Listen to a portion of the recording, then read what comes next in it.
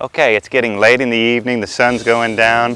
We've taken and set out all of our trays here, and there's a lot of different ways you can water these in. And what I like to do, especially in the evening, is water these by hand and just soak them in. You really don't want to make a practice of watering your plants in the evening. You want to do it first thing in the morning because it sets up an environment for mold and fungus and disease, letting your plants stay wet too long during the course of the evening. Here in South Florida, it's humid. The plants are going to be wet in the morning, but there's no reason for them to be wet for an extended period of time. So you definitely want to do that. Water your plants if you have them, if you're putting them out in the evening by hand. And I sometimes use a watering container because it doesn't disturb the soil at all. It's a more accurate way to distribute the water. But if you do it early in the morning, you can hit your sprinkler system and allow that to do it. Or you can put a watering wand on the end of a hose. It's another way.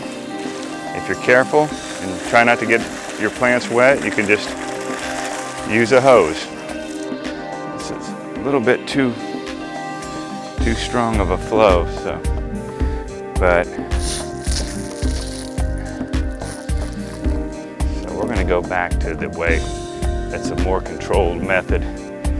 Some of these varieties, especially the onions that are just 1/8 of an inch deep, you disturb that soil, and now that 1/8 of an inch is no longer 1/8 of an inch. It's uncovered the soil, so you definitely want to have an environment of control on your watering. And when you have irrigation, your irrigation puts out a nice, steady stream which doesn't disturb the soil.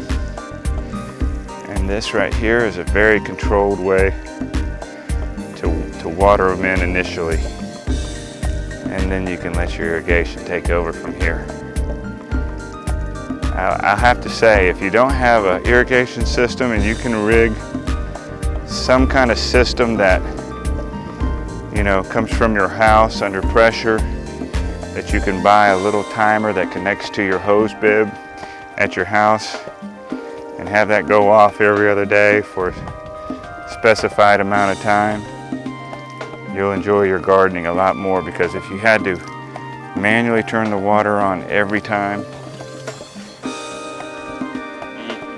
you'll find that it's just a little bit too much, and all you got to do is forget it for a few days, and now all your plants are wilted and not happy. I had my clock set for every other day, except for one day it skipped. It went 2 days without watering, and really that's all it took for some of the more mature varieties in this sandy soil environment that we have in South Florida to start to wilt. And you talk about losing all your buds, and there's all kind of issues come from inconsistent watering. If you have tomatoes and you water them pretty consistently, and then you go without watering them, and then you pick back up the watering, they'll split.